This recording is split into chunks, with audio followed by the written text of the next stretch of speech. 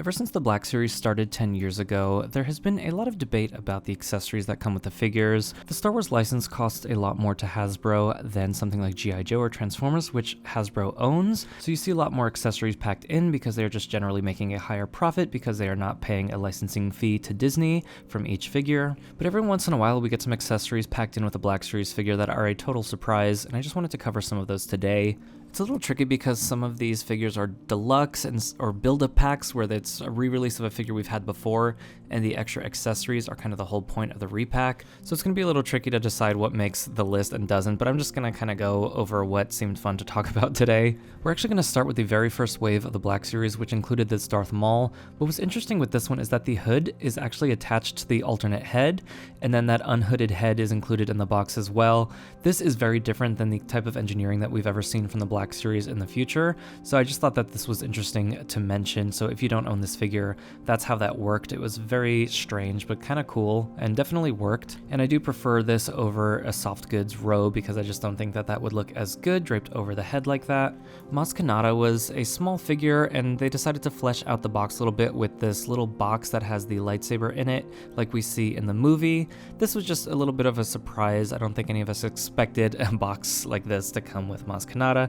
Nothing that exciting about it, but I thought I would mention it as it was a bit of a surprise. I thought the droid that came with Tarkin was really cool and unexpected. We've gotten Imperial officers that don't come with much. I think Admiral Rampart came with the mouse droid, but this little interrogation droid here is just such a nice little pack in, and it was nice to see that that was included in the archive release as well. There's so many cool medium-sized accessories in Star Wars that it's nice to see them included with figures occasionally. My favorite Princess Leia figure is actually this Hoth Leia. I think the likeness is just amazing. It is such a great sculpt, and I love that she comes with the goggles and the little tool there. I think with the main characters, it is so important to get little accessories like this because if you have lots of them on your shelf, it's nice to be able to mix it up a little bit so you just don't have 8 different Leias all holding a blaster. Probably one of the most crazy accessory pack-ins that they've ever done is with Chopper, where they included this crazy blast effect that is really cool. I really have never seen anyone displaying it like this in their collection, but it is really fun when you get this out of the box to set it up, and I'm glad that that included that. When they re-release this figure for the Ahsoka series, which I assume they will, I wonder if it will come with that blast effect or if they will do an entire different pack-in, maybe with some other small character that we may see in the series. Either way, I'm excited to see this re-released as it's going for a very high amount on the aftermarket right now. If I have kept your attention this far, I think you would enjoy some of the other content on my channel, so go ahead and hit that subscribe button, and if you are already subscribed, a like goes a long way as well. This Stormtrooper was actually one of the first 5 Black Series figures that I ever got. It had the blast effects on the chest and also came with the flame effects packed in. I'm not too big of a fan of stuff like this. I thought it was interesting that it included the stand as well. We have seen stands included with very few figures. The Black Series Red Box Luke Skywalker Death Star escape figure came with this little triangle stand with a foot clip, and that was the only time we ever saw that in the Black Series. I don't know if they were testing it out or what was going on, but that was the only time I think that we've gotten a stand with the figure.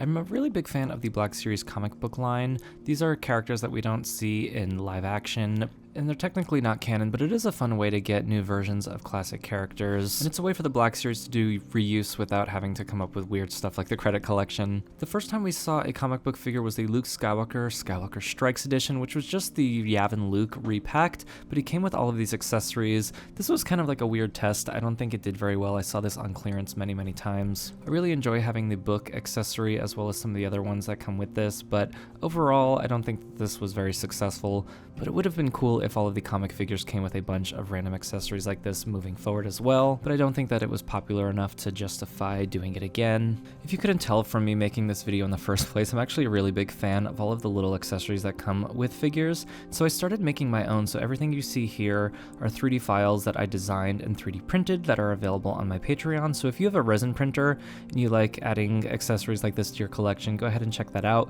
If not, you can see all of these on my Instagram and go ahead and follow there to see more accessories as I post them. I have a lot of new stuff coming all the time, so you can see all of these as well as about 100 others on my Instagram, which will be linked below, as well as my Patreon.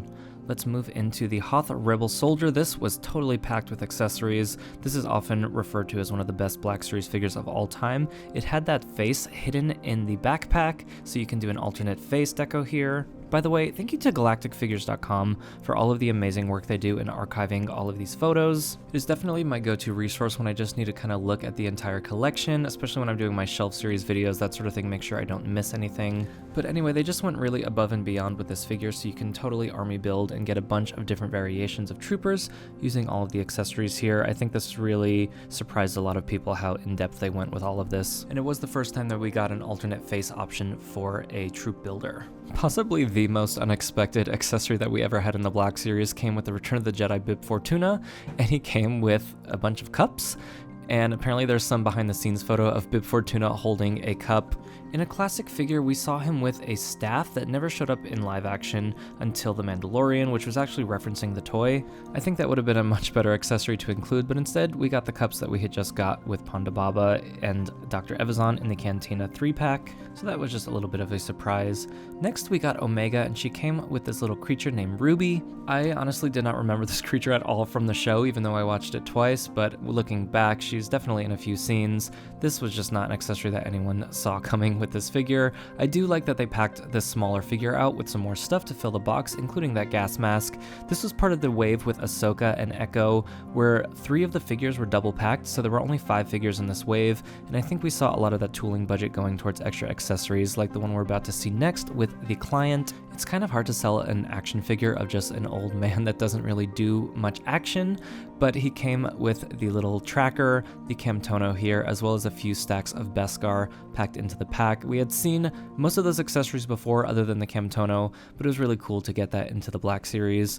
Then we also, in the same wave, got Echo, and something that really surprised everyone, I think, is that he came with this giant claw, and we were all looking at that like, what the heck is that? And apparently in some of the concept art for the Bad Batch, Echo was seen with this little piece here. Apparently that was cut out, so some of the figures, this isn't the only one that came with that, but some of the other lines of toys also came with that weird claw accessory, but I will personally be displaying him without it as he appears in the show.